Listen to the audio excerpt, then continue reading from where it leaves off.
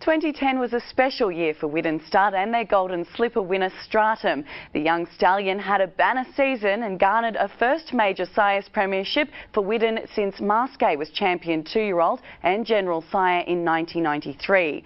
Angus Rowland brings you the first of our special champion series. Stratum. Few stallions have achieved so much in so little time. Golden Slipper winner. Sire of a Golden Slipper winner. The first to be champion sire of 2-year-olds with his first crop since Danehill. The highest first season earnings total ever. Widden Stud, former home to slipper-winning legends Todman, Vane and Masqué, are justifiably proud. It was something I'd really hoped we'd be able to achieve with him, but to do it in his first crop, we really had to pinch ourselves. Stratum was himself an outstanding galloper, and his Golden Slipper win was one of the most impressive in recent memory. Len Beasley rides for dear life here on Stratum. Fashions a fielders trying to pick it up, but Stratum is home and hosed in the Golden Slipper. Stratum wins it. A star juvenile on the track, Stratum has turned out to be just as precocious in the barn. His star filly, Crystal Lily, looked the best of her sex in Melbourne. Crystal Lily got her second win past the 200. Again shot 3 in front. She's got these covered easily. Look at her go, backing up from the Blue Diamond. It's very easy. Crystal Lily by 4 lengths. Then proved herself the best of her generation in the race that made her father famous. Crystal Lily took the lead from Solar Charge. She's running off the track, Crystal Lily. Solar Charge hampered on the outside. Oh, Crystal Lily's running to the outside fence. Decision time up along the inside. Crystal Lily has won the Golden Slipper and beaten Decision Time and More Strawberries. Champion 2-year-old and just a brilliant filly. She's tough, she's fast. She's really everything you want and a great advertisement for him. He's backed that up, you know, with horses like Pelazzotti, another stakes winner. Pelazzotti tackled by Starts Me Up, an Audacious Spirit. Pelazzotti, Audacious Spirit on the outside, but it's Pelazzotti. American Cruise Group 1 placed, and I know BC3 think he's a really big 3-year-old for them. American Crew took the lead with 100 to go. No hesitation, is storming home down the outside. They hit the line. American Crew has just fallen in. Peter Moody had a filly win by 5 lengths just last Saturday, and Peter Moran races her. She's going the right way and probably running a stakes race before the season's out. Martika broke clear. This is over. Racing away from Counterclaim. Then Ruby Royal, Image of Darkness and Spirit Song, but Martika impressively came right away to win by about 4.5 lengths.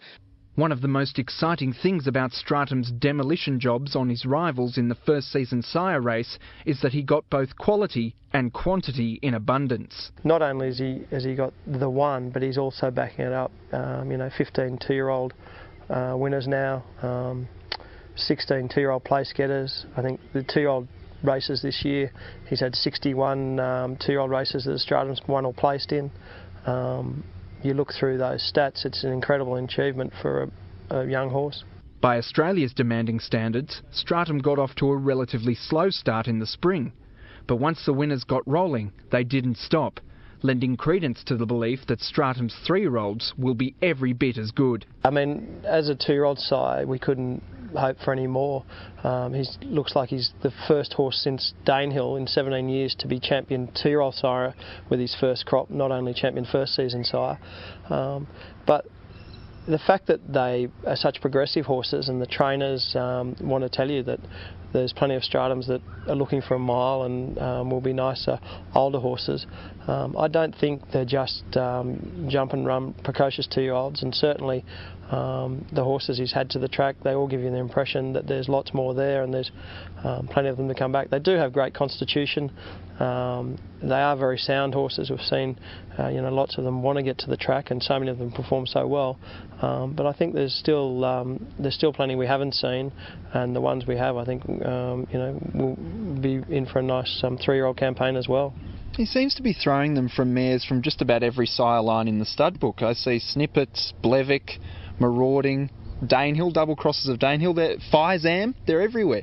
Yeah, he's seen good books of mares and a fairly wide cross-section of mares, but looking through the nice horses we've seen so far, there's no set pattern. Obviously, he's had a slipper winner out of a Snippets mare, so that's fairly obvious, and that cross has certainly worked with Redutes and Danehill, but yeah, a really nice wide cross section of mares, and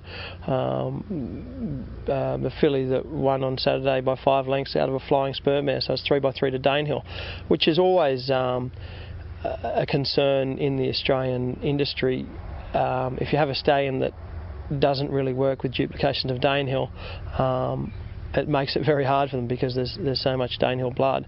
But the fact he's able to cope with Danehill in pedigrees, and in fact looks like it works very well, is also a very big positive. And Stratum hasn't lacked for mare numbers in ensuing seasons, which may help him avoid the dreaded 3rd and 4th crops quiet patch, which can afflict even the best. It's inevitable that every stallion will go a little bit quieter over the next few years, and it doesn't matter what the stallion is, that happens. The quality of mares is probably never as good as their first book, but certainly he has good numbers and good support coming through, and obviously this year he has, he's going to see better mares than he's ever seen.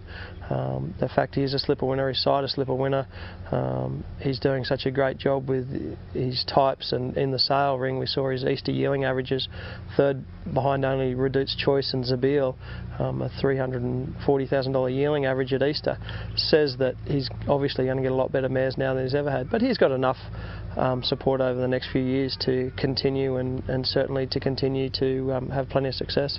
The timing must be particularly satisfying for you, Anthony, in that you've just sort of lost in the period of 3 years 2 of your marquee horses, Anabar and the General, and then this horse comes along and puts his hand up and says, hey, I'm ready to take up the mantle.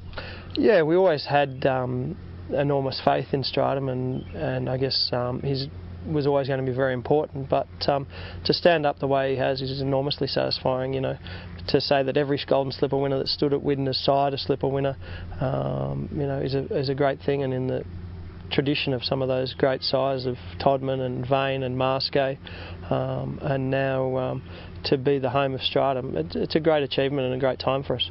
And what about for you, Anthony? I mean, it's been from the heady days of the 80s when you had Bletchingley and Vane and all those real champions. I mean, this champion 2-year-old sires premiership must mean a lot to you in your tenure as the new head of the Widden family.